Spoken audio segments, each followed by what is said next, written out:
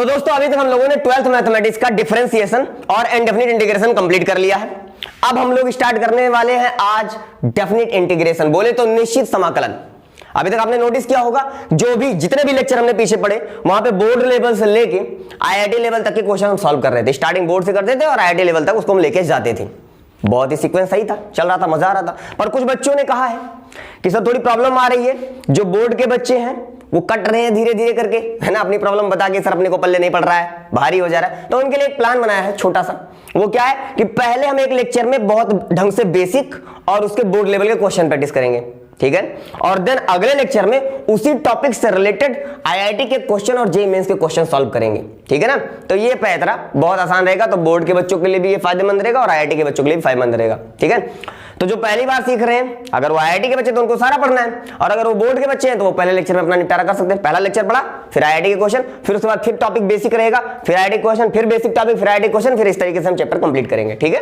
तो ये बहुत आसान तरीका हो जाएगा। और एक बात, अगर किसी भी प्रकार का आपका डाउट हो, कोई क्वेश्चन नहीं आ रहा हो, तो डिस्क्रिप्शन बॉक्स में व्हाट्सएप ग्रुप का लिंक डाल दिया है, वहां से जाके आप व्हाट्सएप ग्रुप ज्वाइन कर लें इत्मीनान से, और जो भी आपका क्वेश्चन वहां पे डालते रहे, क्योंकि वहां पे कई बच्चे जब एक साथ रहेंगे ना, तो अगर किसी क्वेश्चन वहां पे डालते हैं, ठीक है, तो वहां पे जिन बच्चों को आ रहा होगा वो खुद ही सॉल्व करके वहां पे डाल देंगे। तो ये प्रॉब्लम वहां पे आपका ये खत्म हो जाएगा कि वो ग्रुप बन जाएगा, वो सारे विद्यार्थियों का ही ग्रुप है। मैं पहले बता दूं, उस ग्रुप में केवल स्टूडेंट ही ज्वाइन होने वाले हैं, और केवल वहां पे आप क्वेश्चन पूछ सकते हैं, या आप आपकी खुद की कोई प्रॉब्लम हो तो उस प्रॉब्लम को पूछ सकते हैं, लेकिन वहां पे एक्स्ट्रा कोई भी गुड मॉर्निंग का मैसेज भी नहीं भेजना है आपको, ठीक है। केवल अगर आपका कोई क्वेश्चन है तो वो क्वेश्चन भेज सकते हैं, बस तभी आप ग्रुप ज्वाइन कर सकते हैं, ये कंडीशन है उसकी, ठीक है। चलिए ठीक है, उसको अब जैसे आपको बेटर लगे, क्योंकि करना तो ही, अगर क्वेश्चन पूछना है तो वहां पे आपको ज्वाइन करना ही पड़ेगा, तभी आपको मैं क्वेश्चन बता भी पाऊंगा। वहां पे आप क्वेश्चन भेजेंगे, उसको सॉल्व करके मैं दे दिया करूंगा। अच्छा क्वेश्चन रहेगा तो लेक्चर में इन्वॉल्व कर दूंगा, और छोटे मोटे क्वेश्चन रहेंगे तो वो आप लोग खुद ही खेल खेल के सॉल्व कर लोगे, उसमें कौन सी बड़ी बात है, ठीक है ना। चलिए आज हम लोग स्टार्ट करने वाले हैं डेफिनिट इंटीग्रेशन। अब डेफिनिट इंटीग्रेशन को समझने से पहले एक बात बता दूं मैं, अगर 11th के कुछ टॉपिक्स का आगे यूज पड़ेगा तो आप परेशान मत होइए, घबराइएगा मत। जहां पे भी यूज पड़ेगा वहां पहले मैं उसको एक्सप्लेन करूंगा, देन उसके बाद 12th का टॉपिक समझाऊंगा।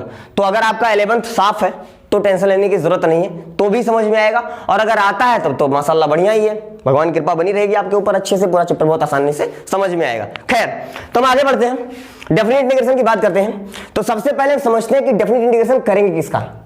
अगर कोई रिलेशन दे दिया जाए y बराबर sin x, y बराबर cos x, y बराबर x स्क्वायर, y बराबर tan इनवर्स x, ऐसा कुछ भी x square plus bx plus c, इन सबका अगर इंटीग्रेशन करने के लिए दे दिया जाए हमको, एक वैसे ही एक रिलेशन ले लिया मैंने y इक्वल टू fx।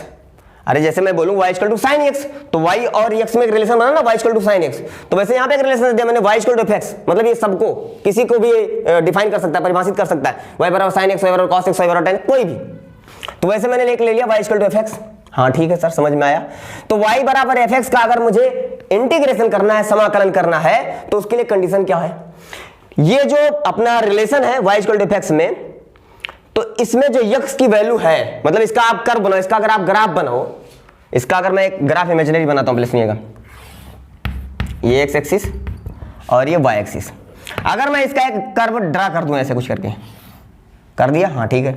तो इस कर्व के लिए अगर बोला जाए कि कहां से कहां तक, इसको a से लेके, कहां से कहां तक, a से लेके यहां से यहां तक की दूरी a है, यहां से शुरू करना है, मान लो ये दूरी a है, a, 0 है, a से लेके कहां तक इंटीग्रेट करना है आपको, मान लेते हैं थोड़ा और ऐसे बना दो आगे, अच्छा लगे देखने में, आपको मान लो b तक इंटीग्रेट करना है, कहां तक, b तक, मतलब b, 0 तक।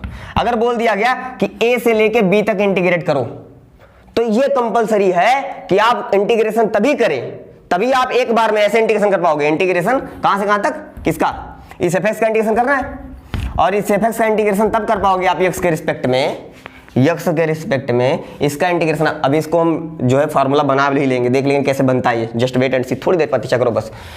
तो अब जो हम करने वाले हैं, इसका इंटीग्रेशन हम तभी कर पाएंगे, कहां से कहां तक करना, a से b, तो जहां शुरू करना रहता है उसे हम नीचे लिखते हैं, उसे बोलते हैं लोअर लिमिट, अभी इसकी बात करेंगे अभी और अच्छे से, और जहां तक करना रहता है उसे बोलते हैं अपर लिमिट, और उसको ऊपर रखते हैं।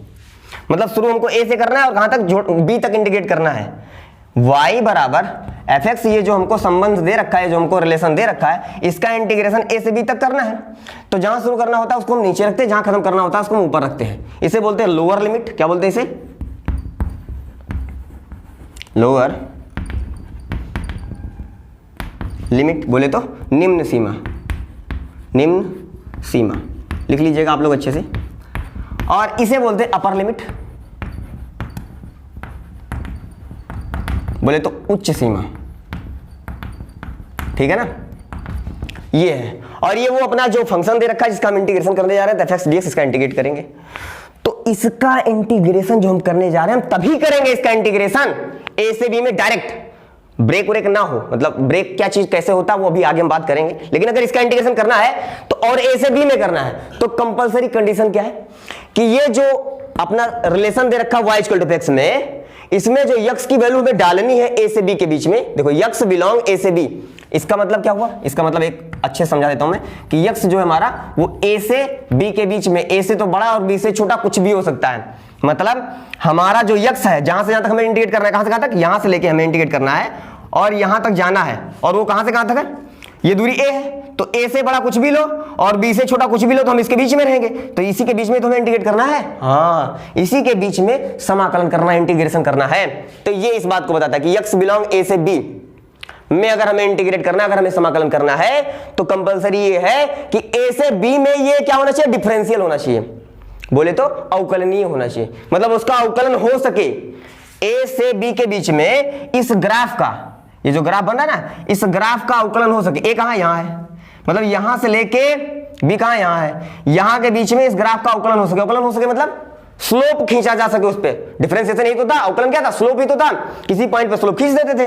तो अगर मैं बोलो यहां खींचूं, स्लोप खींच जाऊंगा, हाँ खींच लूंगा, यहां पे भी खींच सकता हूं, यहां पे भी खींच सकता हूं, मतलब इस पॉइंट से इस पॉइंट के बीच में कहीं पे भी मैं स्लोप खींच सकता हूं। तो अगर पॉसिबल है खींचना उसका स्लोप तो आप उसका डिफरेंस इंटीग्रेशन कर सकते हैं, डेफिनेट इंटीग्रेशन, ठीक है। दूसरी बात, कॉन्टिन्यूअस होना चाहिए, ऐसा नहीं कि टूट जाए, ऐसा नहीं कि ग्राफ ऐसे जा रहा था, ये यहां से यहां और फिर यहां से टूट गया, ऐसे हो गया, मतलब यहां तक तो था, यहां से टूट गया, तो ये गलत हो जाएगा। ये a से b तक आप जा तो रहे थे, लेकिन पता लगा a से कुछ दूर गए, यहां c पे आए और c पे ग्राफ ब्रेक हो गया, तो आपका ये पैतरा अप्लाई नहीं होगा, तो कुछ और करना पड़ जाता है। वो क्या करना पड़ता है उसको हम आगे सीखेंगे, लेकिन सिंपल लैंग्वेज में जो सीखे हम कि अगर हमें किसी भी relation y equal to fx में fx का अगर इंटीग्रेशन करना है तो fx x बिलोंग a से b में क्या होना चाहिए, डिफरेंशियल भी होना चाहिए और कॉन्टिन्यूअस भी होना चाहिए। कॉन्टिन्यूअस मतलब कहीं टूटा ना हो, कॉन्टिन्यूअस हो, टूटा ना हो, सतत हो, ब्रेक ना हुआ हो तो कॉन्टिन्यूअस हो गया। और डिफरेंशियल मतलब उसके किसी बिंदु पे, a से b के बीच में ग्राफ के किसी बिंदु पे हम स्लोप खींच सकते हैं, टेंजेंट स्पर्श रेखा खींच सकें, ये दोनों कंडीशन होनी चाहिए, ठीक है। ये आईआईटी के बच्चों के लिए जरूर याद रहना चाहिए, और बाकी थ्योरी तो सबके लिए इंपॉर्टेंट है, इतना मालूम होना चाहिए, ठीक है। तो हम इसका इंटीग्रेशन कर सकते हैं। आप समझते हैं इसकी आगे कहानी, इंटीग्रेशन करेंगे कैसे उसकी बात करते हैं। आई होप इसका मतलब समझ में आ गया होगा ना। x बिलोंग a से b का मतलब हुआ x की वैल्यू a से b के बीच में है, तो इसको मैं हटा दे रहा हूं, उसी का मतलब मैंने लिखा था दोबारा से। तो अगर इसका इंटीग्रेशन करना तो कैसे करें यार, अगर मान लो आपको अगर दे दिया जाए, अगर आपको दे दिया जाए कि fx, मान लो ये दे दिया गया इफ, ये आपको गिवन कर दिया गया, क्या जो इससे पहले वाले चैप्टर में सीखे हो, कौन सा चैप्टर, इंडेफिनिट इंटीग्रेशन, अगर fx का समाकलन आपको दे दिया जाए, इंटीग्रेशन आपको दे दिया जाए gx, गिवन कर दिया है प्लस c, जैसे क्या है, मान लो यहां पर दे दिया जाए आपको cos x, तो cos x का इंटीग्रेशन क्या होता है, sin x, लिख दोगे तो cos x का इंटीग्रेशन sin x हो जाएगा। तो अगर ये x का एक फंक्शन है तो ये भी x का एक फंक्शन होगा ना, सोचो ना, अगर ये cos x होता तो cos x का इंटीग्रेशन क्या होता है, sin x, और प्लस c तो लिखना पड़ता है, ये पिछले चैप्टर में हमने सीखा है। अगर ये हमको गिवन हो इफ अगर ये बता दिया गया हो, इफ अगर ऐसा हो देन इफ देन, नीचे लिख दो इसे, क्या लिखा है, ठीक है। तो देन क्या हो जाएगा, बताना जरा क्या होगा। हमको पता है fx का इंटीग्रेशन है gx, बता दिया ना, तो गिवन हमको पहले से बता दिया गया कि भैया fx का इंटीग्रेशन gx है, तो fx का इंटीग्रेशन क्या है, gx है, ये अपने को पता है।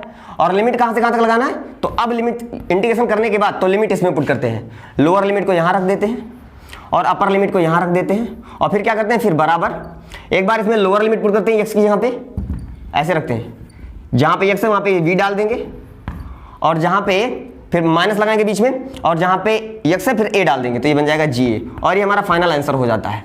ये हमारा क्या होता है, फाइनल आंसर। समझ में आया। तो अभी तक जो हम पिछले चैप्टर में सीखे हैं यहाँ पे अब दिख रहा होगा, समाकलन तो करना पड़ेगा ना, fx का gx होता है तो fx का gx यहाँ भी होगा, पर यहाँ पे एक एक्स्ट्रा टर्म और आ जाएगा कि जो ये आपका लोअर लिमिट और अपर लिमिट है उसकी इसमें वैल्यू पुट करनी पड़ेगी। पुट करने का तरीका क्या है कि ऊपर वाला पहले डालो इसमें, तो ये भी बन जाएगा, बीच में माइनस लगाओ और फिर नीचे वाला डाल दो उसी फंक्शन में, और फिर उसको लिख के सॉल्व कर लो, वही हमारा आंसर हो जाएगा, ठीक है ना। पर ये करते क्यों है सर, ये अपर लिमिट यहाँ पे क्यों रखा, ये लोअर लिमिट यहाँ पे क्यों रखा, ये सब बताओ तो समझाओ पहले। समझेंगे इतना समझेंगे, पर ये इसकी बेसिक थ्योरी है, पहले ये आप अच्छे से कहीं पे लिख लो, ये इसकी बहुत बेसिक थ्योरी है, जो अप्लाई होगा तभी आप डेफिनेट इंटीग्रेशन करोगे, ध्यान रखिएगा इस चीज को, ठीक है। तो ये क्या था, इसका बेसिक थ्योरी था, मैंने बहुत अच्छे से एक्सप्लेन कर दिया है। पर अब हम ये जानने जा रहे हैं कि यहाँ पे बीच में माइनस का साइन क्यों आया, इसी तरीके से fx dx इंटीग्रेट क्यों किया, इस दोनों का मल्टीप्लाई क्यों होता है, fx dx का बहुत अच्छे से थोड़ी थोड़ी बात करके सीखेंगे, समझिएगा। तो एक काम करो, पहले स्क्रीन को पोस्ट करो, या अगर आप पहली बार देख ही रहे हो तो अभी तो लिख नहीं रहे होगे ना, तो अब मिटा रहा हूं मैं इसको थोड़ा सा, फिर समझाऊंगा कि ये कैसे बना। अब हमें देखो, क्योंकि ये तो हम पहले सीख चुके ना, ये हम पहले सीख चुके हैं, इसके बारे में मैंने एक्सप्लेन ही कर दिया, ये कहां से आया इसके बारे में हमें जानना है, ये लिमिट रख के, क्योंकि fx का gx तो हम जानते ही हैं, लेकिन इसमें जो b और जो a डाल रहे हैं ये नहीं जानते हैं। अब इस बात को जानने के लिए हमें चलना पड़ेगा इसके ज्योमेट्रिक फॉर्म पे, ज्यामितीय रूप पे चलना पड़ेगा। तो पहले आप इसको लिख लो चाहे, और चाहे बाद में नोट्स बनाना तो लिखना, मैं इसको मिटाऊंगा देन समझाऊंगा, ठीक है। थोड़ा सा मिटाना पड़ेगा दोस्त, जगह नहीं ना अपने पास उतनी। तो आई होप अच्छे समझ में आ गया होगा आपको ये बात। सिर्फ आप समझना है कि ये नीचे वाला जो रिलेशन रख रहे हैं हम a और b की वैल्यू, बीच में माइनस क्यों लगा रहे हैं वो हमको समझना है बस, बाकी तो चीजें हम पहले से सीख ही चुके हैं इनडेफिनिट इंटीग्रेशन में। आप समझते हैं कि वो fx इंटू dx क्यों लिखते हैं, समझिएगा ध्यान से। जैसे मैं बोलूंगा, ध्यान सुनिएगा, इसके आगे नीचे लिखेगा, नीचे भी लिखेगा, अब नीचे लिखेगा geometrical form of definite integration, निश्चित समाकलन का ज्यामितीय रूप। तो यहाँ पे देखिए, तब ये अब ग्राफ बनाना, अभी अब ग्राफ बनाना है, समझिएगा। तो मान लीजिए y इक्वल टू fx अपने को एक रिलेशन दे रखा था जिसमें fx का हमें इंटीग्रेशन करना है। इंटीग्रेशन का मतलब क्या होता है वो भी आज समझ में आएगा, एक्चुअल में जो डेफिनिट इंटीग्रेशन है उसका मतलब क्या वो भी समझना है। तो सुन लो ध्यान से,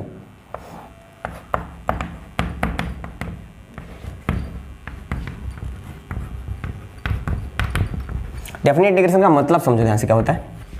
एक्चुअल में ये होता है effective area under the curve. ये जो कर्व बन रहा है, जो ग्राफ बन रहा है, इस ग्राफ के नीचे के इफेक्टिव एरिया, अब ये और एक्सप्लेन करूंगा, जस्ट लिख लो अभी, समझेंगे अभी इसको। एक्चुअल में क्या होता है हमारा,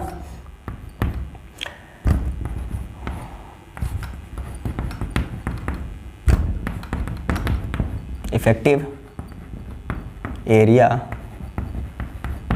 अंडर दी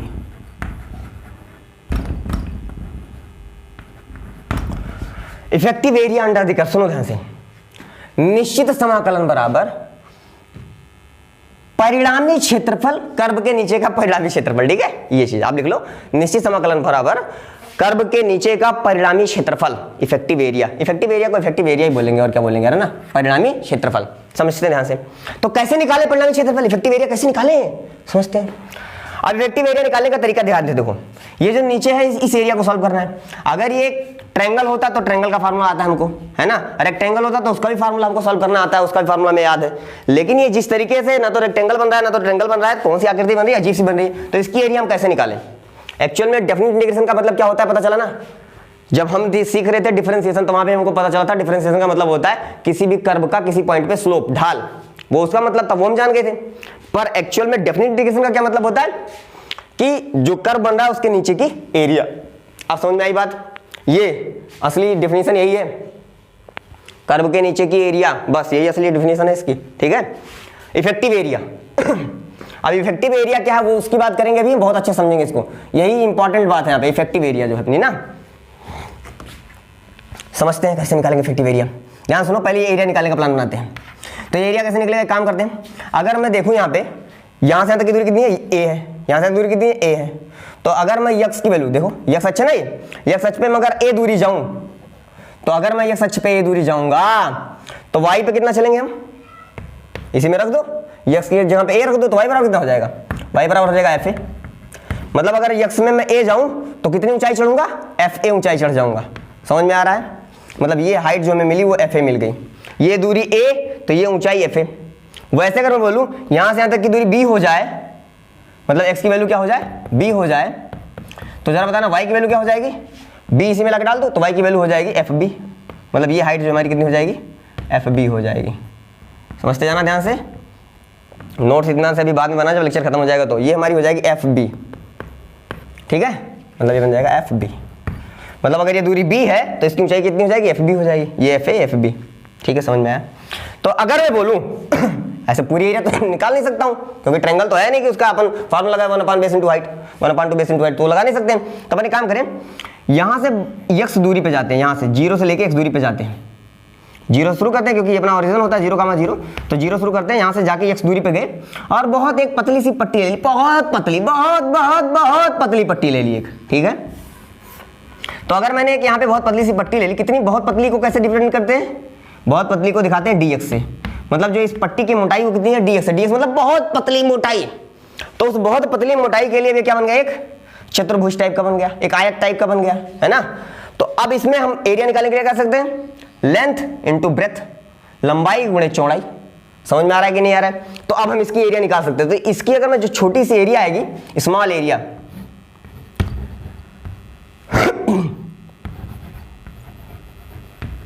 स्मॉल एरिया अगर मैं बोलूं DA, तो वो अब हम निकाल सकते हैं कैसे। इसकी लंबाई यहां से बताना कितनी है, सोचो अगर ये दूरी A तो ये ऊंचाई FA, ये दूरी B तो ये ऊंचाई FB, देख लो निकाल लिए हम लोग। तो अगर ये दूरी x तो ये ऊंचाई fx, हाँ पता चला, इसीलिए तो इतनी देर मेहनत की हम लोगों ने। तो ये ऊंचाई मिल गई fx। तो अगर हमें इसका एरिया निकालना है तो क्या हो जाएगा, लेंथ इंटू ब्रेथ, लंबाई गुणे चौड़ाई, एरिया आ जाएगा, क्षेत्रफल आ जाएगा। तो लंबाई कितना fx है और चौड़ाई कितना है dx है, तो ये एरिया निकाला है, पता चला ना। लेकिन अभी ये छोटी सी एरिया है ना, अगर मैं ऐसी पतली पट्टियां सारी जोड़ लूं, ये पट्टी फिर अगली पट्टी फिर अगली पट्टी फिर अगली पट्टी, ऐसे सारी पट्टी जोड़ लूं, तो क्या इसके नीचे की ये पूरी एरिया निकल आएगी, ये पूरी एरिया हाँ निकल आएगी। और जोड़ने के लिए किसका, समाकलन का साइन लगाते हैं। मतलब अगर मैं इंटीग्रेट कर दूं तो ये DA का बन जाएगा A और ये इंटीग्रेशन ऑफ fx dx। लेकिन कहां से कहां तक जोड़ना है भाई, अगर ये मैंने जोड़ दिया, अब बताया नहीं कहां से कहां तक जोड़ना है, तो ग्राफ जहां तक जाएगा ऐसे इधर बहुत दूर तक जाएगा, ऐसे इधर बहुत दूर तक जाएगा, तो वो आप पूरा लिख लोगे ना, पूरा एरिया लिख लोगे। तो इसीलिए प्लस सी पीछे लगा होता था, याद है, इंटीग्रेशन करने के बाद अगर fx का इंटीग्रेशन gx हो जाए तो gx प्लस सी लास्ट में लिखते थे, नहीं लिखते थे। मतलब c ये वो वैल्यू होती थी जो और बाकी जो फालतू के एरिया रहे उनको कांस्टेंट के रूप में दिखाता था। समझ में आया कि नहीं है। लेकिन अब अगर हमें फिक्स कर दिया जाए कि A से B तक ही जाना है तो हमारा C कभी आएगा ही नहीं, वो खत्म हो जाता है। कैसे खत्म होता है वो भी देख लेंगे, जस्ट वेट एंड सी। अब समझो ध्यान से, पहले सुनो, हमको तो पता ही है कि fx का इंटीग्रेशन क्या होता है gx। अभी हमने थोड़ी देर पहले माना था कि fx का इंटीग्रेशन होगा gx, ठीक है सर, समझ में आता है। लेकिन कहां से कहां तक एरिया निकालना है, हमको निकालना है एरिया A से लेके B तक ही निकालना है, मतलब इतने के नीचे निकालना है हमें। इसके A से पहले का नहीं चाहिए और B के बाद का नहीं चाहिए, उसके बीच का चाहिए। तो जहां से चाहिए वो नीचे लिखो और जहां तक चाहिए वो ऊपर लिखो। यहाँ पे A क्या है, निम्न सीमा, B क्या, उच्च सीमा, लोअर लिमिट अपर लिमिट। ये तो मैं बात पहले बता चुका हूं, आप सुनो आगे ध्यान सुनते जाना। चूंकि हमको पता है कि fx का इंटीग्रेशन क्या होता है gx। कुछ लोग कहेंगे नहीं सर C हम लिखो आप, हाँ चलो लिख लेते हैं, उससे फर्क नहीं पड़ेगा, C अपने आप गायब हो जाएगा। C लिख लिया मैंने, पर C अभी खत्म हो जाएगा कैसे। इसके बाद क्या लगाना, हमें लिमिट लगाना है ना, कहां से, ये A यहां रखना है, B यहां रखना है। ये ऐसे क्यों रखते हैं सर, रखते तो चलो ठीक है यहाँ पे रख दिए, अभी यूज तो किए नहीं, रखे चलो ये भी तो चल जाएगा। लेकिन इसकी जब वैल्यू डालते हैं x की वैल्यू, तो ऐसे क्यों डालते हैं कि साहब इसको लाके यहाँ पे डालेंगे तो हो जाएगा GB प्लस C, ये पहला हो गया, और फिर बीच में माइनस लगाते हैं, फिर इसको डालते हैं तो ये हो जाएगा GA प्लस C, ऐसे हो जाएगा। अब माइनस अंदर जाएगा तो जब माइनस अंदर जाएगा तो ये माइनस में हो जाएगा, और ये माइनस में हो जाएगा तो C से C कट जाएगा, तो बचेगा क्या हमारा, ये बचेगा GB माइनस GA। आया तो वही चीज, GB माइनस GA आया तो, लेकिन यहां से समझाओ जरा, पहले यहां समझाओ। वो तो हम जान गए ना, ये इसको पहले रखा है इसको बाद में रखा है, ये तो रूल है कि हम ऐसे कर देंगे, इसको पहले इसको ऊपर रख देंगे, बीच में माइनस लगाएंगे, फिर इसको रख देंगे, तो समझ में आया।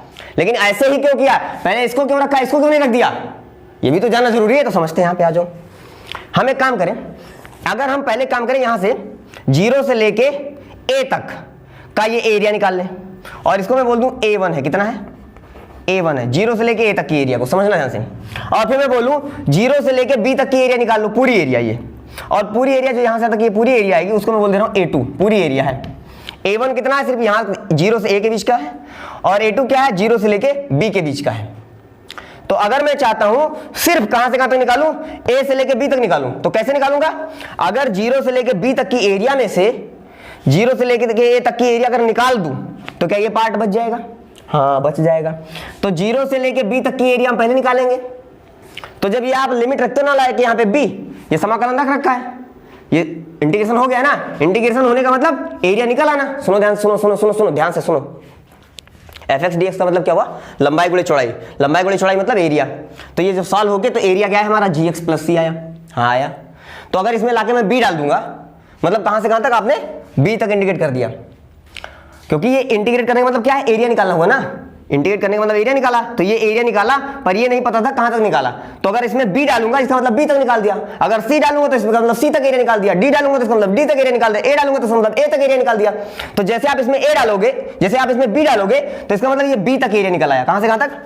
0 से लेके बी तक एरिया निकल आया। लेकिन अभी क्या है, ये इतना फालतू हो गया तो इसको हटाना पड़ेगा। तो एक काम करता हूं, अब मैं इसी में ए डाल देता हूं। तो ये क्या है, ये 0 से लेके ए तक की एरिया है। तो अगर 0 से लेके बी तक की एरिया में से 0 से लेके ए तक की एरिया हटा देंगे तो ये वही तो पार्ट बचेगा। तो ये तो हुआ, देखो 0 से लेके बी तक की एरिया में से माइनस कर दिए हैं 0 से लेके ए तक की एरिया, तो जो बीच का पार्ट है वो हमारा बच गया। अब समझ में आया ये इसलिए क्यों होता है कि अपर लिमिट फिर बीच में माइनस लगा के लोअर लिमिट को डालते हैं, ये मैटर होता है। तो ये हमारा क्या आ गया, इफेक्टिव एरिया आ गया। ऊपर मैंने लिख भी रखा है, ये हो गया इफेक्टिव एरिया। और ये हमारा क्या होता है, इंटीग्रेशन होता है। ठीक है दोस्त, और फाइनल आंसर ये देता है। तो ये चीज़ हमने अच्छे से एक्सप्लेन कर ली। इसका यहाँ पे एक बच्चे ने जब पहले दिन स्टार्ट किया था, मैंने क्या इंडेफिनिट इंटीग्रेशन, तो एक बच्चे ने पूछा था सर ये क्या होता है, इसमें ये प्लस सी वैसी कैसे आता है, और इंटीग्रेशन का कांस्टेंट का कैसे साइन, इसके बारे में क्या समझें। तो पता चला ना दोस्त, ये इंटीग्रेशन क्या है, सी जो होता था क्या करता था, ये जो एक्स्ट्रा पार्ट आ रहा है ना उसको कवर कर देता था वो, ताकि जो कहाँ तक आ रहा है उसको ना डिफाइन कर पा रहे थे ना वहाँ पे, तो इसलिए प्लस सी लिख लेते थे कि कहाँ तक जाना है उसका पता नहीं है, तो जो भी कांस्टेंट आएगा उसके साथ प्लस लिखा रहेगा। पर यहाँ पे हमको फिक्स कर दिया गया कि यहाँ से यहाँ तक ही जाना है, तो वो सी आ ही नहीं रहा है, क्योंकि अब कोई एक्स्ट्रा पॉइंट आने की उसमें जरूरत ही नहीं है, क्योंकि हमको पता है कहाँ से कहाँ तक जाना है। फाइन, ये चीज़ ठीक है ना दोस्त। तो चलो निपटारा हो गया। अब इस तरीके हमने इसको ज्यामितीय रूप में समझ लिया और फार्मूला भी डेरिवेट कर लिया, ए से बी तक समझ लिया, अपर लिमिट लोअर लिमिट क्या होती है उसको भी अच्छे से एक्सप्लेन कर दिया, सब कुछ कंप्लीट है। ठीक है ना। अब हम थोड़ा सा और आगे बढ़ते हैं, स्क्रीन को पोस्ट करेंगे, इसको कॉपी कर लेंगे, देन आगे बढ़ा जाएगा। चलिए, तो ये तो ठीक है, बेसिक बात थी, इसकी अंदर की बात थी, गहराई वाली बात थी, ये तो हमने समझ लिया। लेकिन और सुने बात, ये समझने से ज्यादा जरूरी ये था, ये आपको याद होना चाहिए कि पहले अपर लिमिट लगाना है, फिर माइनस लगाना है, फिर लोअर लिमिट लगाना है, क्योंकि सवाल लगाते समय बस यही करना है। ठीक है, तो टेंशन लेने की जरूरत नहीं है, ये इतना समझाया मैंने जरूर है, लेकिन करना आपको क्या है, क्योंकि सवाल वही आएगा ना जिसका समाकलन होगा। ब्रेक होने वाला सवाल अच्छा सवाल होता है, वो IIT वगैरह में आएगा कि अगर कहीं बीच में ए से बी के बीच में ब्रेक हो रहा है तो वो पहचानने के लिए, तो IIT में ऐसा सवाल आता है, तो वहाँ पे देख लेंगे, कोई दिक्कत नहीं है। लेकिन जो अभी आपने सीखा है उसका सिर्फ सारांश इतना सा है कि अपर लिमिट क्या होती है, बी, और लोअर लिमिट ए है, तो पहले बी डालेंगे, फिर माइनस लगाएंगे, फिर ए डालेंगे, इतना। ठीक है, चलिए आगे देखते हैं। तो अभी क्वेश्चन नहीं करेंगे, अभी एक थोड़ा सा एग्जांपल समझते हैं पहले। अगर मैं ऐसे बोलूँ, आप समझ के बताइएगा, मैं बोल दूँ y इक्वल टू, या मैं बोल दूँ integration of x square dx, और 1 से लेकर 2 तक इंटीग्रेट करो, ऐसा मैंने बोल दिया। ठीक है, तो अगर 1 से लेकर 2 तक इंटीग्रेट करना है, बेसिकली क्या करना है आपको, y equal to x square का इंटीग्रेट करना है ना। देखो अभी तो बताया था मैंने, y और x में रिलेशन है, तो y equal to x square, उसी x स्क्वायर का इंटीग्रेशन करना है। हाँ करना है सर, तो कैसे करेंगे, एक काम करो, पहले इसका ग्राफ बना के देखते हैं। अगर इसका इंटीग्रेशन करना है तो हम डायरेक्ट कर सकते हैं, x स्क्वायर क्या हो जाएगा, यस क्यूब बाई 3, और लिमिट कहाँ से कहाँ तक, 1 से लेके 2 तक। और फिर क्या करेंगे, अपर लिमिट रखेंगे पहले, इसमें लाके 2 रखो तो क्या हो जाएगा, 2 का स्क्वायर बटे 3, 2 का क्यूब बटे 3, माइनस फिर 1 रखेंगे तो 1 का क्यूब बटे 3, और इसको सॉल्व कर लेंगे तो 2 दूनी 4 दूनी 8, 8 बटे 3 माइनस 1 बटे 3, और 8 में से गया तो 7, 7 बटे 3, ये हमारा फाइनल आंसर हो जाएगा, है ना। एरिया निकल आएगा ये हमारा एक्स स्क्वायर का। लेकिन थोड़ा ग्राफ से भी समझ लेते हैं, जरा बताइएगा एक्स स्क्वायर का ग्राफ कैसा होता है। बनाते हैं, सुनिए ध्यान से, जिसको बनाना नहीं आता उसको तरीका भी इसी को सीख ले दोस्त, कैसे ग्राफ बनाया जाता है। पहले आप क्या करो, ऐसे एक बॉक्स बनाओ, जिसको ग्राफ बनाना नहीं आता है ऐसे एक बना लो बॉक्स, यहाँ पे x रखो, यहाँ पे y रखो। x की वैल्यू रखने के लिए आप फ्री हो, एक बार मैं इसी में x की वैल्यू 0 डाल दे रहा हूँ, तो जब x की वैल्यू 0 डालूंगा तो सोच के बताओ y कितना बनेगा, y बराबर भी 0 ही बनेगा। लेकिन अगर मैं x की वैल्यू 1 डालूँ तो अगर यहाँ पे 1 डालूंगा तो 1 का स्क्वायर y बराबर 1 ही रह जाएगा। लेकिन अगर मैं x की वैल्यू -1 डालूँ तो x की वैल्यू अगर -1 डालूँ तो -1 का स्क्वायर फिर से +1 हो जाएगा, तो ये फिर से +1 आ जाएगा। और अगर मैं फिर से क्या कर दूँ, 2 डाल दूँ तो 2 का स्क्वायर क्या हो जाएगा, y बराबर 2 का स्क्वायर 4 हो जाएगा y का मान। और अगर -2 डाल दूँ तो -2 का स्क्वायर माइनस प्लस 2 दूनी 4, फिर से ये 4 हो जाएगा। मतलब अगर मैं x की वैल्यू क्या लूँ 0 तो 0 ही रहेगा, x की 0 पे y 0, तो ये 0,0 एक पॉइंट हमें यहाँ मिला। x बराबर 1 पे y बराबर 1, x बराबर 1 पे y बराबर 1, मतलब अगला पॉइंट हमें कहाँ मिला, यहाँ मिला। x बराबर 2 पे y बराबर 4, x बराबर 2 पे y बराबर 4 यहाँ मिल रहा है हमें। ठीक है, फिर वैसे x बराबर -1 पे y बराबर 1 मतलब यहाँ पे आ जाएगा, देख रहे हो ना, ये 1 है अपना, ये 2 है, ये 1 है और ये 4 है, 1 4 वैल्यू रख लेना आप। और अगर एक्स की वैल्यू क्या रख दूं, -2 रख दूं, -2 मतलब यहाँ जाऊं तो वाई की वैल्यू कितनी हो जाएगी, फिर से 4 हो जाएगी। देख लो यहाँ पे बना दिया मैंने टेबल, इसलिए आसान लगेगा आप देखने में आपको। तो ये पॉइंट्स हमें मिल गए, मतलब ये जो हमारा ग्राफ है इन पॉइंट्स को छू के जाएगा, तो कुछ ऐसा बनेगा ग्राफ। ये जो हमें हिंट दे रहा है ऐसे ही तो दे रहा है। ये किसका ग्राफ बन गया, y = x² ग्राफ बन गया, ठीक है। अब ग्राफ बन गया तो हमें निकालना क्या है, 1 से लेके 2 तक एरिया निकालना है। तो 1 से लेके 2 तक एरिया निकालना है, मतलब ये एरिया निकालना है। समझ में आया कि नहीं आया? बेसिकली हमें ये एरिया निकालना था। तो इसको कैसे लिखे हमने, x² dx, और लिमिट कहां से कहां तक लाया, 1 से लेके 2 तक। जब हम लिमिट रखते हैं 2 इसमें, ये देखो 2 रखा ना, तो ये पार्ट हमें 0 से लेके 2 तक की पूरी एरिया देता है। और फिर बीच में माइनस लगाते हैं, माइनस रखते हैं फिर 1। तो जब हम 1 रखते हैं तो 1 तक मतलब ये यहां से यहां तक 1 तक एरिया देता है। तो 2 तक एरिया में से और ये 1 तक एरिया क्या हो गया, माइनस हो गया। तो इस पूरी एरिया में से ये एरिया निकल गया, तो ये एरिया बच गया ना, और यही एरिया यहाँ पे हमारा निकल आया। तो हमने ज्यामितीय रूप में भी देख लिया और यहाँ पे भी देख लिया। दिख गया कि नहीं दिख गया, सिंपल। तो इसको आराम से पूरा टेबल बना लीजिएगा और ये पूरा बनाइएगा, छोड़िएगा मत, क्योंकि ये आगे काम आने वाला अभी जस्ट तुरंत है ना। अभी शुरुआत में मैं 2-4 क्वेश्चन जो बताऊंगा उसका ग्राफ भी बनाता रहूंगा साथ साथ में, ताकि आपको अच्छे से फील आ जाए। आगे बढ़ते इसको मिटाऊंगा, स्क्रीन पोस्ट करके कॉपी कर ले, देन मिटाऊंगा। आप सुनो, सुनते जाएं, मजा आएगा, क्योंकि जहर हो गया अभी। देखिए ध्यान से, बहुत ही एकदम एक चीज ध्यान समझना पड़ेगा, समझ ध्यान से। अगर मैं बात करूं, आपको दे दिया जाए y = sin x, अगर इसका इंटीग्रेशन करने के लिए दे दिया जाए, मतलब integration of sin x dx, कहां से कहां तक। sin x का ग्राफ मालूम है, जिसको नहीं मालूम है उसको आपसे मालूम होना चाहिए। ग्राफ बना दे रहा हूं मैं, ये हमारा x एक्सिस है, ये y एक्सिस है। जिसको नहीं मालूम था आज से sin x का ग्राफ मालूम है दोस्त, मालूम था तो बहुत अच्छी बात है। 0 से जाता है, ऐसे ग्राफ बनता है इसका, ठीक है। ऐसे खत्म नहीं होता ये फिर कभी, चलता रहता है इस तरीके से, ठीक है। ये हमारा x एक्सिस है। और ये क्या होता है, 0 होता है। 90 जोड़ दो, ऐसे बढ़ते जाओ, 90 डिग्री, यहाँ पहुंचे फिर 90 जोड़े, यहाँ पहुंचे फिर 90 जोड़े, यहाँ पहुंचे फिर 90 जोड़े, यहाँ पहुंचे फिर 90 जोड़े, यहाँ पहुंचे फिर 90 जोड़े, यहाँ पहुंचे। अब पीछे आएंगे तो 90 घटते चले जाएंगे, ये जाएगा -π/2, ठीक है। फिर ये क्या हो जाएगा, -π, ये हो जाएगा -3π/2, -3π/2, ठीक है ना। इस तरीके से पीछे हटते चले जाएंगे, ये हो जाएगा -2π, इस तरीके से अपना ये मिल जाएगा। तो ये किसका ग्राफ है, y = sin x का ग्राफ है। याद रहना चाहिए आज से, y = sin x का ग्राफ है। और ये कैसे है, ये जो इसकी नीचे वाली लाइन है ना, ऊपर वाली लाइन यहाँ तक की हाइट होती है +1 और नीचे वाली हाइट होती है -1। जिसको नहीं याद था उसके लिए मैंने ग्राफ बनाया, उसको ग्राफ याद होना चाहिए, और जिसको याद था उसको टेंशन लेने की जरूरत नहीं है। मैंने कहा था ना 11 का जो टॉपिक आएगा उसको मैं बताता रहूंगा, वैसे तो ये 10th का टॉपिक है, तो ये तो सबको मालूम ही होगा, है ना। चलिए आगे बढ़ते हैं। तो अगर sin x का इंटीग्रेशन करने के लिए आ जाए और लिमिट लगा दिया जाए 0 से लेके मान लो π तक लगा दिया जाए, π तक नहीं 2π तक लेते हैं, 2π तक ले ले, नहीं ज़्यादा हो जाएगा, 3π/2 तक ले लो, ठीक है ना, कि 2π तक ले ले, चलो, या π तक ले लो तो ज़्यादा फील आएगा। 0 से लेके π तक ले लेते हैं, करें। अब 0 से लेके π तक एक बार ले लेते हैं और एक बार 0 से लेके 2π तक ले लेते हैं, दोनों लेंगे, बारी बारी से लेंगे, समझिएगा ध्यान से।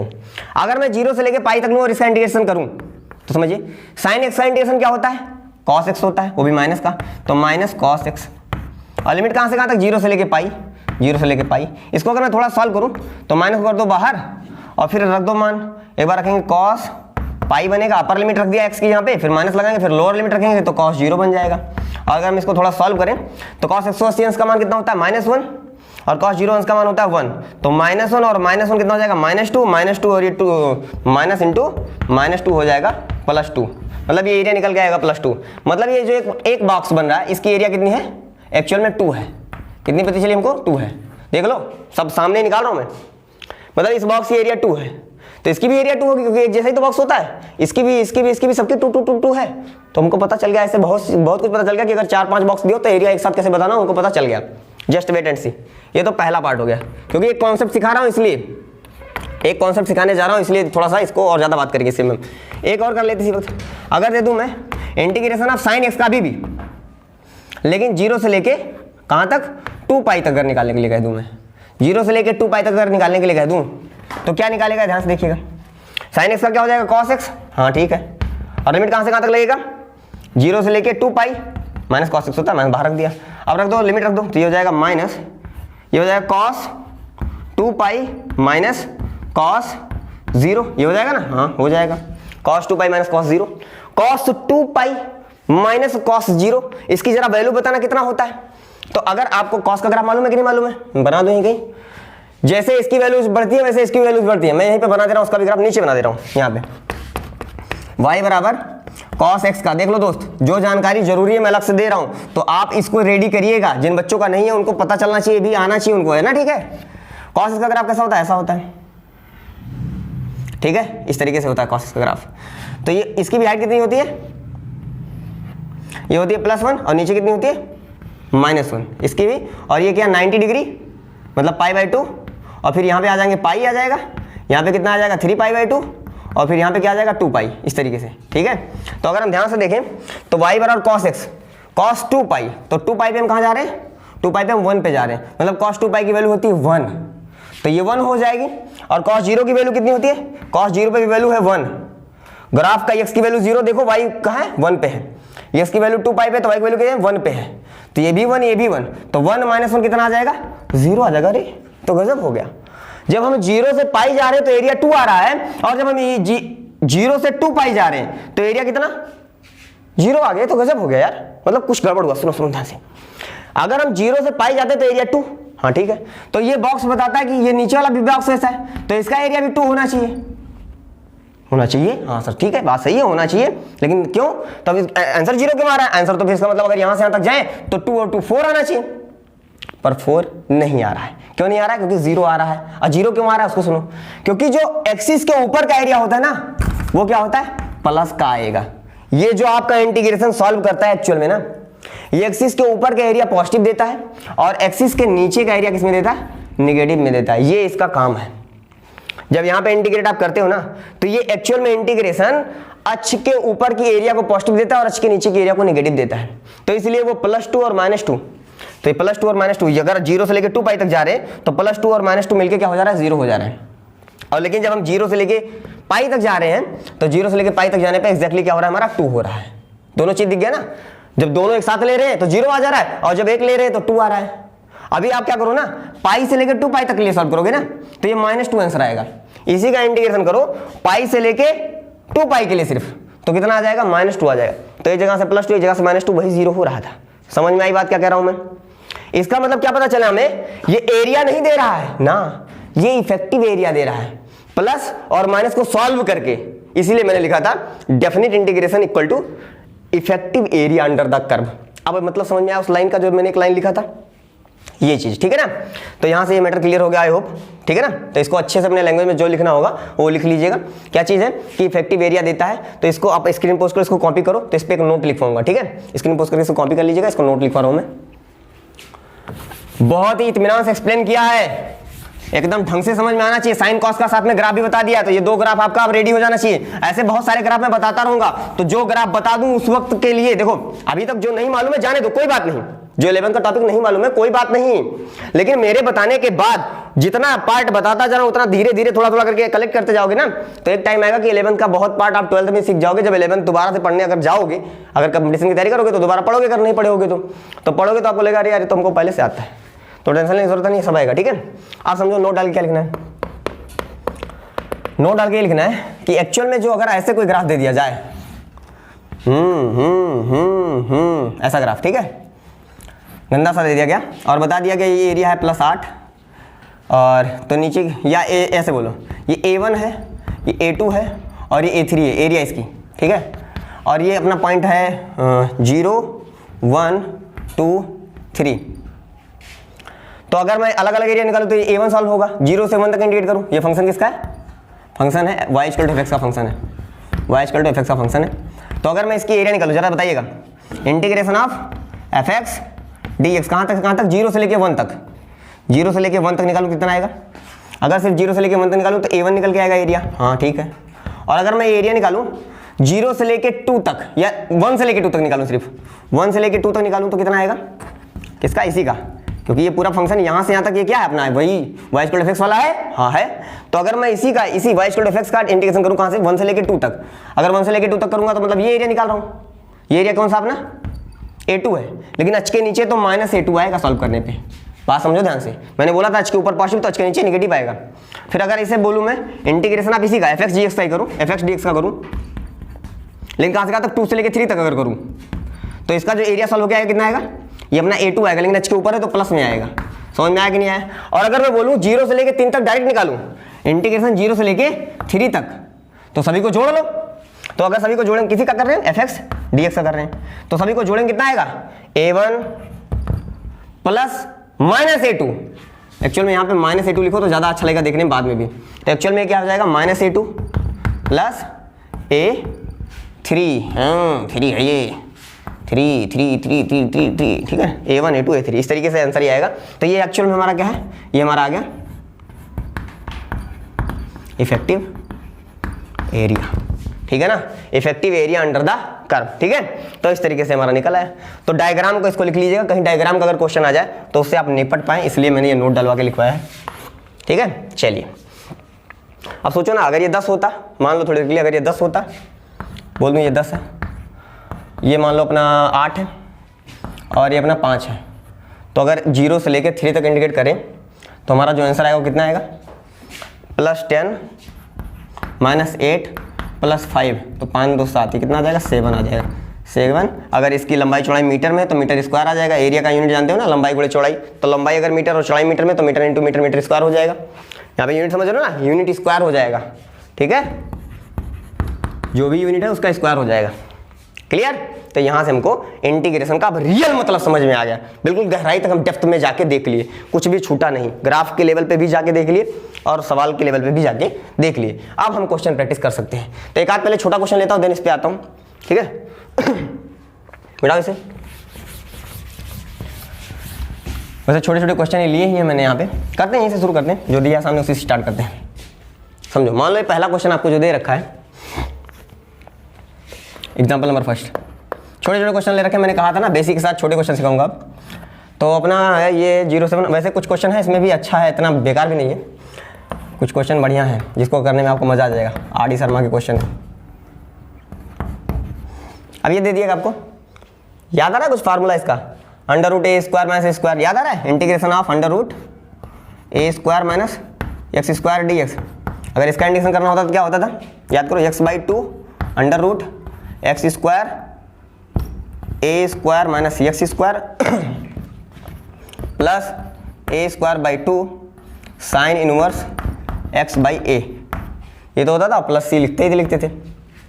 अब यहाँ पे तो c का कोई मतलब नहीं, क्योंकि c कट जाता है। देखो मैंने सॉल्व करके दिखाया था, c कैंसिल आउट हो गया था, एक बार प्लस में एक बार माइनस में कैंसिल आउट हो गया था, c लिखो चाहे ना लिखो, क्योंकि जब डेफिनेट करेंगे तो अगर इसका मैं डेफिनेट इंटीग्रेशन करूँ तो क्या आएगा, जरा बताइए इसका इंटीग्रेशन। x की वैल्यू तो x ही है, a की वैल्यू है 1, a की वैल्यू क्या है, एक्चुअल में यहाँ पे a की वैल्यू है 1, तो इसे मिला के डाल दो a की वैल्यू 1 और बात खत्म। और क्या, तो ये x/2 √1 - x² plus 1/2 sine inverse, यहाँ पे आ जाएगा x/1 और c लिखो चाहे ना लिखो। अब लिमिट लगा दो, लिमिट कहाँ से कहाँ तक लगाना है, 0 से लेके 1 तक लगाना है। आप फिर रख दो क्या, पहले अपर लिमिट इसमें पुट कर देंगे जहाँ जहाँ x है, और फिर 0 पुट कर देंगे। तरीका वही है जो भी हम सीखते आ रहे हैं इतनी देर से। तो एक बार 1 रखो, तो यहाँ पे 1 रखेंगे, यहाँ 1 रखेंगे तो 1 - 1 0 हो जाएगा, ये पार्ट खत्म। और जब यहाँ 1 ला के रखेंगे तो साइन इनवर्स 1 बन जाएगा, तो मतलब जब 1 ला के रखेंगे तो ये 0 हो गया, प्लस ये रखेंगे तो क्या हो जाएगा 1/, साइन इनवर्स 1, ठीक है। और फिर माइनस लगाएंगे, और फिर अब ये 0 ला के रखेंगे, क्योंकि अपर लिमिट तो हो गया, upper limit minus lower limit put करो इसमें। तो जब लाके 0 रखोगे तो यहाँ पे 0 पड़ेगा, ये पूरा खत्म, 0 बन गया। और जब ये 0 आके यहाँ पड़ेगा तो बन जाएगा 1/, साइन इनवर्स 0, तो और माइनस अंदर जाएगा तो प्लस, और ये माइनस अंदर जाएगा तो -1 साइन इनवर्स 0/2, ये बनेगा, ठीक है। अच्छा, अगर हम इसको थोड़ा सा सही करें तो बेसिकली ये लिखा है हमारा 1/2 साइन इनवर्स 1 बताओ 1 कितने का वैल्यू होता है, साइन 90 डिग्री की वैल्यू 1 होती है, तो 1 की यहाँ पे लिख सकता हूँ साइन 90 डिग्री, लिख सकता हूँ ना, हाँ लिख सकता हूँ। और मैंने बताया था अगर साइन इनवर्स और साइन साथ में आए तो साइन इनवर्स से साइन हट जाता है, बचता है सिर्फ 90 डिग्री, ठीक है, हाँ, -0, ठीक है, और माइनस साइन 0 लिखा है, तो साइन 0 कितने का, साइन 0 की वैल्यू कितनी होती है, 0 की वैल्यू होती है साइन 0 डिग्री, हाँ होती है, और /2 तो ही है। अब ध्यान सुनिएगा, यहाँ भी साइन से साइन हट जाएगा तो ये 0 हो जाएगा, और ये 0 हो जाएगा तो ये पूरा पार्ट खत्म, ये पूरा पार्ट खत्म। यहाँ साइन से साइन हट जाएगा, बचेगा 90 मतलब π/2, तो बन जाएगा ये π/2 और 2 पहले से, तो बन जाएगा π/4। आप देख लेना कहीं कुछ छूटा ना हो, बाकी सब कुछ परफेक्ट सॉल्व किया है। ये हमारा क्या हो गया, आंसर हो गया फाइनल। क्योंकि ये तो जीरो हो गया, क्योंकि 0 डिग्री बचेगा, साइन साइन हटेगा तो 0 बचेगा, 0 से मल्टीप्लाई सब खत्म हो जाएगा। तो इधर ये फिनिश हो गया पूरा, ये बचा यहाँ से π/4 आंसर आ गया हमारा। क्यों? क्योंकि साइन साइन हटेगा तो 90 डिग्री, और 90 का मतलब π/2, पाई ऊपर रह गया, 2 नीचे आया तो 2 2 4 हो गया। क्लियर? ये हमारा फाइनल आंसर हो गया। तो प्यारा सा सवाल था, ये पहला हो गया हमारा। अगला सवाल देखते हैं, नेक्स्ट क्वेश्चन। तो थोड़ा अच्छा सवाल लिया अगला वाला, पहले मिटाऊंगा तब बताऊंगा इसे। चलिए देखते हैं आगे के क्वेश्चन को। मजा आ रहा है ना? तो मैंने कहा था ना पहला लेक्चर थोड़ा बेसिक है, डरने का नहीं, इत्मीनान से सीखना है अपने को, सब कुछ सीखेंगे थोड़ा धीरे धीरे करके। पहला लेक्चर इसलिए थोड़ा स्लो चल रहा हूँ, आगे धीरे धीरे अपनी स्पीड बढ़ाएंगे। हर जगह मेरा काम यही रहता है, शुरुआत में जब कॉन्सेप्ट सीखना हो ना तो स्लो धीरे सीखो, कोई प्रॉब्लम नहीं है, लेकिन कॉन्सेप्ट सीखने के बाद जब बढ़िया से आ जाए कॉन्सेप्ट तब स्पीड स्लो हो तो प्रॉब्लम है, तो स्पीड बढ़ा देनी चाहिए। ठीक है, तो आदत आप इसकी डालो, इसलिए स्टार्टिंग में मैंने स्लो चला बिल्कुल भी। ठीक है, अब 0 से लेके π/4 cos 2x। अब यहाँ पे आपको लिमिट चेंज करना भी सिखाऊंगा इसी क्वेश्चन में, क्योंकि वो भी सिखाना आज मेरा टारगेट था, तो उसको भी सिखा दूंगा, वो क्वेश्चन के थ्रू सिखाऊंगा। Minus sign 2x into dx, ये आ गया। अब अगर आप ध्यान से देखो, आप यहाँ पे इसको सॉल्व करने का तरीका दिख रहा है, साइन x को t मानना पड़ेगा तो cos x dx निकल जाएगा। तो लेट मानो ना, सीधे सोचो मत, मानो साइन मान सकते हैं, यहाँ पे भी वैसे कर सकते हैं, साइन 2x बराबर क्या मान लिया t, तो इसका कॉलम क्या हो जाएगा cos 2x, और 2x का 2 हो जाएगा, dx बराबर dt, 2 इधर मल्टीप्लाई में इधर डिवाइड में आ जाएगा, तो cos 2x dx बराबर dt हो जाएगा। लेकिन x की वैल्यू 0 रखनी रहती है और x की वैल्यू π/4 रखनी रहती है। तो अगर मैं x की वैल्यू 0 लूँ, अगर मैं x की वैल्यू 0 लूँ तो लाके इसमें रखो 0, तो ये बन जाएगा साइन 2 इंटू 0 मतलब 0 बराबर t, और t का मान कितना आ जाएगा, साइन 0 का मान होता है 0। ठीक है, सेम टू सेम ऐसे आगे बढ़ते हैं। अगर मैं बात करूँ x बराबर कहाँ पे, ये क्या हो गई हमारी लोअर लिमिट, ये कहते हैं हमारी लोअर लिमिट, लोअर। ये आपको कब सॉल्व करना पड़ेगा, अपर लिमिट लोअर लिमिट आपको तब सॉल्व करना पड़ेगा जब आप कुछ वैल्यू पुट करोगे इसमें लाके, जैसे साइन एक्स की वैल्यू टी लाके पुट। पहले क्वेश्चन में देखो कुछ नहीं पुट किया था, पहले क्वेश्चन में कोई भी सब्स्टिट्यूशन कोई भी प्रतिस्थापन नहीं किया था, तो उसको वैसे ही सॉल्व कर दिया था। लेकिन इसमें हम प्रतिस्थापन करने जा रहे हैं, और जब प्रतिस्थापन करेंगे इसमें लाके ना, तो इस लिमिट की वैल्यू भी बदलती है, तो उसको आपको सॉल्व करना पड़ेगा।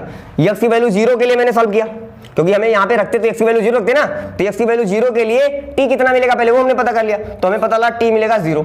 वैसे हम पता करेंगे एक्स की वैल्यू π/4 के लिए क्या मिलेगा, एक्स की वैल्यू अगर मैं π/4 लूँ तो टी क्या मिलेगा। अब ध्यान रखो, इसमें लाके रखो एक्स की वैल्यू π/4, तो हो जाएगा साइन 2 इंटू π/4 बराबर टी। इसी में x की वैल्यू लाके एक बार 0 डालो, एक बार π/4 डालो, तो जब 0 डालोगे तो एक t का मान मिलेगा, और जब π/4 डालोगे तो भी एक t का मान मिलेगा, तो वही दोनों t का मान निकालना है। जब 0 डालोगे तो t का जो मान आएगा वो लोअर लिमिट हो जाएगा, और जब π/4 डालोगे तो जो t का मान आएगा वो अपर लिमिट हो जाएगा। तो अगर हम इसको थोड़ा सॉल्व करें तो 2 दूनी 4 π/2 बचेगा, साइन 90, साइन 90 की वैल्यू होती है 1, मतलब t की वैल्यू आ गई 1, मतलब लोअर लिमिट आ गई हमारी 0 और अपर लिमिट ये क्या हमारी, ये अपर लिमिट है हमारी, तो कितनी आ गई 1 आ गई। तो बेसिकली अब हमारा सवाल ऐसा कुछ हो गया, इंटीग्रेशन 0 पे क्या मिल रहा है हमको, x की वैल्यू 0 पे t की वैल्यू 0 मिल रही है, रखेंगे। फिर x की वैल्यू अपर लिमिट, x की वैल्यू π/4 पे, t की वैल्यू कितनी मिल रही है 1 मिल रही है, तो 1 रखेंगे हम। अब cos x dx को क्या रखेंगे, cos x dx को लिखेंगे dt/2, dt/2 तो बाहर आ जाएगा। अपन नीचे ध्यान देना, नीचे नहीं ऊपर ही है, ऊपर ही और क्या है, ऊपर ही है √4 माइनस साइन 2x को क्या मान चुके, t मान चुके, रखो यहाँ पे t, और पीछे dt तो रहेगा ही रहेगा। अब इसका इंटीग्रेशन करना है, बेसिकली अंडर रूट का मतलब क्या होता है, अंडर रूट का मतलब होता है पावर में 1/2। अब ये तो फार्मूला बन गया ना, कौन सा फार्मूला बन गया, x की पावर n, x की पावर n + 1 अपन n + 1 रख दो भाई, तो 4 माइनस t की पावर 1/2 + 1 अपन 1/2 + 1 कितना, 2 1 कम 2 1 3, 3/2, 3/2 बनेगा, और यहाँ पे 1/2 पहले से है, और फिर लिमिट लगाना रहेगा हमको। लिमिट कहाँ से कहाँ तक लगाना रहेगा, 0 से लेके 1 तक लगाना रहेगा। एक काम करो, 2 से 2 ऐसे काट दो पहले चुपचाप से, अब लाके यहाँ से वैल्यू पुट कर दो, तो जब 3 इसे बाहर कर लो, 3 आ गया बाहर। अब हम वैल्यू पुट करने जा रहे हैं, पहले अपर लिमिट रखेंगे, तो अपर लिमिट t की जगह पे 1 रखेंगे, तो 4 में से 1 जाएगा, t की वैल्यू जब यहाँ पे रखेंगे 1, तो जब 4 में से 1 जाएगा तो बचेगा 3, 3 की पावर कितना, 2 1 कम 2, 3/2, 3 की पावर 3/2, फिर बीच में लगाते हैं माइनस, क्योंकि नीचे वाला मैंने बाहर कर दिया, उससे प्रॉब्लम नहीं है। एक बार अपर लिमिट रखा 1, तो 4 में से 1 गया 3, 3 की पावर कितना, 2 1 कम 2 1 3, 3/2 मतलब 3/2 हो जाएगा। और फिर रखेंगे लोअर लिमिट रखेंगे लाके 0 यहाँ पे, तो जब t की वैल्यू लाके 0 रखेंगे तो बचेगा सिर्फ 4, और बचेगा जब सिर्फ 4 तो हो जाएगा 4 की पावर कितना, 2 1 कम 2 1 3, 3/2, ये लिख लिया। अब कुछ लोग सोच रहे होंगे सर अब t की वैल्यू इसमें क्यों नहीं डाली लाके, पहले तो हम लगाते थे सवाल, तो बाद में हमें t की वैल्यू लाके इसमें डालना रहता, लेकिन अब नहीं डालना है, क्योंकि अब हमने लिमिट को बदल लिया। या तो लिमिट बदलना रहता है या तो बाद में टी की वैल्यू लाके डालना रहता है। तो हम लिमिट ही ना बदल लें, बॉल ही खत्म हो गया, तो बाद में हमें टी की वैल्यू नहीं डालनी पड़ेगी। तो ये एक काम एक्स्ट्रा हमने कर लिया, एक चीज और सीख लिया, लिमिट कैसे बदलते हैं। ठीक है, ये भी मैंने सिखा दिया। तो इस तरीके इसका भी आंसर आ गया, ये हमारा इसका फाइनल आंसर हो गया। क्लियर है? तो इस तरीके से इसको भी हम सॉल्व कर सकते हैं। चलिए ये क्वेश्चन इसमें बताता हूँ, ये क्वेश्चन थोड़ा अच्छा सवाल है। अब ये क्वेश्चन और ये क्वेश्चन आपके लिए होमवर्क रहेगा, ये आप खुद से ट्राई करेंगे क्योंकि छोटा क्वेश्चन है तो आप एक बार ट्राई कर सकते हैं। इसमें तो कुछ अलग है, इसको मैं सिखाऊंगा आपको, वो दोनों आप लगाने लायक हैं। इतना सिखाया मैंने आपको इंडेफिनिट इंटीग्रेशन, उसको आप लगा सकते हैं। लेकिन ये जो गोला बनाया मैंने इसको मैं खुद बताऊंगा क्योंकि इसमें कुछ अलग है, ध्यान समझिएगा। चलिए चलिए चलिए ध्यान दीजिएगा। ये जो क्वेश्चन दे रखा है अपना एग्जांपल, ये क्या है एक्चुअल में, इंटीग्रेशन ऑफ 1 से लेके 2 तक x d of ln x। अरे यार इस बार तो dx नहीं दे रखा है, d के x यहाँ पे ln x दे रखा है। अब इसका इंटीग्रेशन कैसे करें यार, तो अजीब हो गया। तो अगर आप याद करो तभी भी मैंने सिखाया था, x बिलोंग a से b में इंटीग्रेट करते थे ना, तो यहाँ पे x बिलोंग कहां से कर रहा है 1 से लेके 2 तक। यहां से तो पता चल गया हमको कि x बिलोंग कहां से कहां कर रहा है 1 से 2 बिलोंग कर रहा है। लिमिट ही तो बताता है 1 से 2, a से b लिमिट लगाते थे ना, x बिलोंग करता था a से b में, कॉन्टिन्यूअस और वो देखते थे अपन है ना, कॉन्टिन्यूअस है डिफरेंशियल है वो a से b में देखते थे। तो यहाँ पे मतलब हमारी x की वैल्यू कहां से कहां के बीच में देखने थे हमको, 1 से 2 के बीच में देखना है यहाँ पे। तो बेसिकली यहाँ पे x जो है हमारा वो a से b के बीच में देखना है। कब, ध्यान सुनिएगा, x बिलोंग a से b हम तब देखते थे जब हमारा इंटीग्रेशन a से b हो, fx dx हो, इस तरीके से हो, तो हम देखते थे x बिलोंग a से b होना चाहिए। x यहाँ पे है ना, ये जो x है ये बिलोंग होना चाहिए a से b, लेकिन अब x यहाँ पे कौन है ln x है। इसका मतलब यहाँ पे x बिलोंग था a से b के बीच में और यहाँ पे ln x बिलोंग रहेगा a से b के बीच में। आया समझ में कि नहीं आया? तो ये जो यहाँ से ये फंडामेंटल चीज दिख रही है आपको, इसके यूज से ये यूज करना मैंने सोचा था सिखाऊंगा आपको एक क्वेश्चन में, तो इसलिए मैंने एक क्वेश्चन छोटा सा लिया है ताकि ये यूज करना भी आपको है। इससे क्वेश्चन आया हुआ है इसलिए बता रहा हूं मैं इससे, ठीक है। अब ध्यान सुनिएगा, जैसे यहाँ पे x था तो x बिलोंग a से b हो गया, वैसे यहाँ पे ln x है तो ln x क्या हो जाएगा a से b के बीच में, तो हो जाएगा ln x बिलोंग a से 1 से 2 के बीच में। ठीक है, और आपको फार्मूला पता होगा लॉग का फार्मूला क्या होता है, अगर दे दिया जाए ln x बराबर y तो x बराबर क्या होता है e की पावर y, मालूम है, बहुत बार मैं बता चुका हूं, ये कोई पहली बार नहीं है। तो यहाँ पे भी वही हो जाएगा, अगर ln x बराबर 2 या ln x बराबर 1 हो तो बेसिकली x बराबर छोटा है यार, बराबर नहीं, तो ये हो जाएगा e की पावर 1 और ये हो जाएगा e की पावर 2। वही वाला फार्मूला अप्लाई हो गया है। अगर यहाँ पे लेस देन लगा रहेगा तो लेस देन, ग्रेटर देन लगा रहेगा ग्रेटर देन। ये फंक्शन में इस पे बहुत अच्छे से बात करते हैं लेस देन ग्रेटर देन के लिए, पर अभी के लिए अप्लाई हो जाएगा, कोई दिक्कत नहीं है, ठीक है, ये हो जाएगा, कोई प्रॉब्लम नहीं है। इसके बारे में और ज़्यादा हम बात करेंगे लेकिन फंक्शन में बात करेंगे, टेंशन मत लेना। ये जो सॉल्व किया ना मैंने यहाँ पे, ये जो लगा रहे अगर यहाँ पे लेस देन ग्रेटर देन का साइन आ जाता है तो कुछ अलग भी होने लगता है, लेकिन उसकी हम बात करेंगे फंक्शन में, अभी कोई बात करने की जरूरत नहीं, अभी हमारे से इतने से काम चल जाएगा हमें, ठीक है। ये फार्मूला लिया और यहाँ पे अप्लाई कर दिया, बस कोई दिक्कत नहीं है। तो अब ध्यान से देखना, अगर ये अप्लाई कर दिया तो अब देखो क्या हो गया, अब हमारा ये बदल गया। कैसे बदल गया, अगर अभी क्या है डी ln x है, मैं चाहता हूँ इसका डी का मतलब अवकलन करना, डी डी ऑफ dx मतलब अवकलन करना होता है ना, तो इसका अवकलन कर दो। तो इसका अवकलन क्या करोगे, x इंटू ln x का अवकलन क्या होता है 1/x और फिर x का अवकलन क्या होता है dx। तो अब dx के फॉर्म में आ गया ना, अब अगर dx के फॉर्म में आ गया तो लिमिट क्या हो जाएगा, जहां पे 1 था वहां पे e की पावर 1 हो जाएगा, जहां पे 2 था वहां e की पावर 2 हो जाएगा, तो हो जाएगा e की पावर 1, ये हो जाएगा e की पावर 2। समझ में आया कि नहीं आएगा, ये चीज यहाँ पे ध्यान देना, क्योंकि जब ln x से x के फॉर्म में गए, ln x से x के फॉर्म में गए, ध्यान देखना, ln x था तो 1 से 2 तक जा रहे थे, ln देखो x था तो a से b, तो ln x है तो 1 से 2 जा रहे थे, तो जब x के फॉर्मेट में आएंगे ln x पे 1 से 2, तो जब हम x के फॉर्मेट में आएंगे तो e की पावर 1 से e की पावर 2 तक जाना रहेगा। लिमिट समझ में आया, बढ़िया। अब देखो यहाँ पे x कट गया तो dx का इंटीग्रेशन क्या हो जाएगा, dx का इंटीग्रेशन हो जाएगा x और लिमिट लग जाएगा कहाँ से, e की पावर 1 से लेके e की पावर 2 तक। फिर क्या करते हैं, upper limit minus lower limit, तो अपर लिमिट रखेंगे e की पावर 2 माइनस लोअर लिमिट रखेंगे e की पावर 1, ये हमारा क्या हो जाएगा, फाइनल आंसर हो जाएगा, ठीक है ना। तो इस तरीके से अब 2 क्वेश्चन आपके लिए होमवर्क रहेगा। लेक्चर लेंदी नहीं करूंगा क्योंकि पहला लेक्चर है तो थोड़ा छोटा ही रखूंगा, कोई दिक्कत नहीं है, लेकिन जितना बेसिक था उसको मैंने बहुत क्रिस्टल क्लियर तरीके से समझाया है। अगर आपने नोटिस किया होगा तो हर छोटी चीज को मैंने बहुत इत्मीनान से धीरे से समझाया है। तो पहले लेक्चर को इसलिए इतना स्लो समझाया ताकि आगे लेक्चर में मैं इन छोटी छोटी बातों को बार बार मुझे ना बोलना पड़े। अब आप इस लेक्चर को देखने का सही तरीका यही है कि पहले इत्मीनान से एक बार लेक्चर को पूरा देख लो, फिर दोबारा उसको बैठ के इत्मीनान से देख देख के लिखो, तो 2 बार रिवाइज हो जाएगा, ऐसे ही तो अच्छे से प्रिपेयर हो जाएगा 2 बार, और फिर उसके बाद रेस्ट करो थोड़ा सा, फिर एक बार और रिवीजन मारो। तो जब 3 बार रिवीजन हो जाएगा तो अपने नोट से तीसरी बार रिवीजन मारो। जब 3 बार रिवीजन हो जाएगा तो सारा फंडामेंटल चीज जो भी है दिमाग में फिट हो जाएगा, और फिर उसके बाद आगे के लेक्चर जो आएंगे उसमें आपकी स्पीड मेंटेन रहेगी, कोई प्रॉब्लम नहीं होगी। तो इन सब चीजों को केयरफुल होकर समझो, करो। कहीं और टाइम अगर दे रहे हो तो वहां पे कम कर दो टाइम देना, यहां पे टाइम देना स्टार्ट कर दो, तभी फायदा होगा, ठीक है ना। बात को समझें, फ्यूचर आपका अपने तरीके से सेट करें। चलिए ठीक है, बाकी तो मुझे लगता है सब कुछ बता दिया। व्हाट्सएप ग्रुप का बता ही दिया है, डिस्क्रिप्शन बॉक्स में लिंक है, वहाँ पे जाओ। अगर ग्रुप ज्वाइन करना है तो ज्वाइन कर लो। आपका क्वेश्चन कोई होगा तो वहाँ से आप भेजो मेरे को। और ग्रुप में बहुत सारे बच्चे रहेंगे तो कोई ना कोई तो सॉल्व करके दे ही देगा। अगर मान लीजिए मेरे को बाई चांस टाइम ना रहा तो, और अगर कोई नहीं सॉल्व करेगा तो मैं तो कर ही दूंगा, ठीक है ना। तो एक बेस्ट ऑप्शन हो जाएगा कि वहाँ पे सारे बच्चे ही रहेंगे तो आपस में भी वो अपना सवाल सॉल्व कर सकते हैं। लेकिन किसी भी प्रकार का अदर टाइप का वहाँ पे कुछ भी आपको भेजना नहीं, ना तो कोई फालतू की वीडियो भेजनी है, ना तो गुड मॉर्निंग तक का एसएमएस वहाँ पे नहीं भेजना है आपको, कुछ नहीं। केवल अगर आपको कोई क्वेश्चन नहीं आता है तो वो क्वेश्चन भेज दो। अगर आपकी कोई पर्सनल प्रॉब्लम है कि सर मुझे यहाँ पे समझने में प्रॉब्लम आ रही है तो वो अपनी प्रॉब्लम भेज दो, तो उसके बारे में मैं डिस्कस कर दूंगा, वहाँ पे कोई प्रॉब्लम नहीं है। लेकिन उसके अतिरिक्त आपको वहाँ पे कुछ भी नहीं भेजना है। ये सख्त हिदायत है, इसको ध्यान से समझ लीजिएगा, ठीक है ना, क्योंकि वहाँ पे कचरा नहीं भरना अपने को। मैं जिसको भी बोल रहा हूँ उस ग्रुप में जुड़ने से उससे पहले ये इंपॉर्टेंट चीज़ है। नहीं तो यार देखो 50 लोग उल्टा सीधा भेजने लेंगे और पता नहीं क्या क्या उसमें भर जाएगा। और मैं बिल्कुल नहीं चाहता, मैं उसको तुरंत बाहर निकाल दूंगा, 1 मिनट में बाहर निकालूंगा। तो ऐसा कुछ भी आपको करना नहीं, उस ग्रुप में बने रहना है, आपको अपनी प्रॉब्लम पूछनी है, उसमें सॉल्व करना है, क्वेश्चन सॉल्व करना सीखना है, तो आपको ये चीज़ ध्यान रखना पड़ेगा, ठीक है दोस्त। बाकी ठीक है, आराम से सीखेंगे, मजा आएगा, ठीक है। ओके, मिलते हैं अगले लेक्चर में। Thank you very much.